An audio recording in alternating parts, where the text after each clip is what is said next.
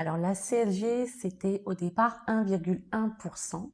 Elle est aujourd'hui à 9,2% et demain, elle va passer à 10,6%. Mais qui va payer cette hausse? Est-ce que ce sont les investisseurs immobiliers ou ceux qui ont investi leur argent en bourse? Restez bien jusqu'à la fin parce que la réponse n'est pas celle que vous croyez. Bonjour à tous, je m'appelle Valérie, je fais de l'immobilier depuis 12 ans. Je fais de la location nue, de la location meublée courte durée. J'ai créé cette chaîne pour aider chacun à investir et à optimiser son argent parce que je suis persuadée que tout le monde peut assurer sa sécurité financière grâce aux bonnes infos et aux bons conseils au bon moment. C'est pour ça, abonnez-vous pour avoir les bonnes infos. C'est gratuit et ça peut vous faire économiser beaucoup. Alors, petit retour en arrière.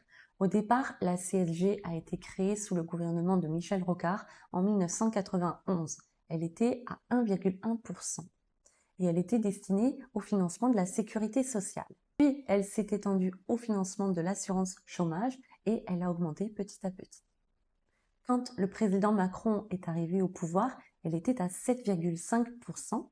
En 2018, elle est augmentée à 9,2% et maintenant, elle passe à 10,6%.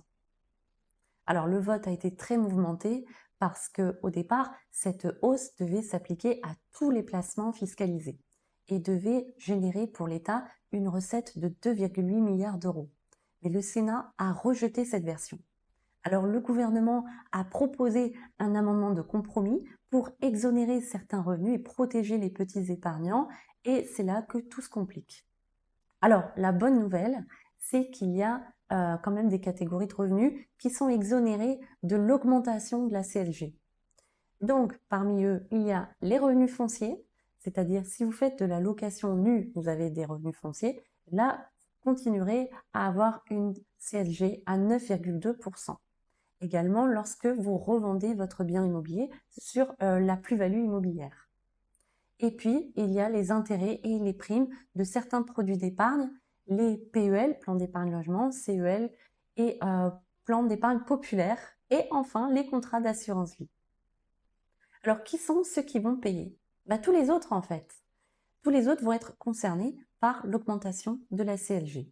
Donc, ceux qui détiennent des actions, des obligations, des crypto-monnaies ou tout autre produit financier, que ce soit sur compte titre ou sur PEA, et que ce soit sur les dividendes ou sur les plus-values à la revente.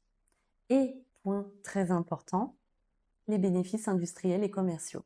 Je vous explique. Si vous louez en fait un logement nu, vous n'avez rien mis dedans, simplement vous louez le logement à votre locataire. Donc là, vous percevez des revenus fonciers.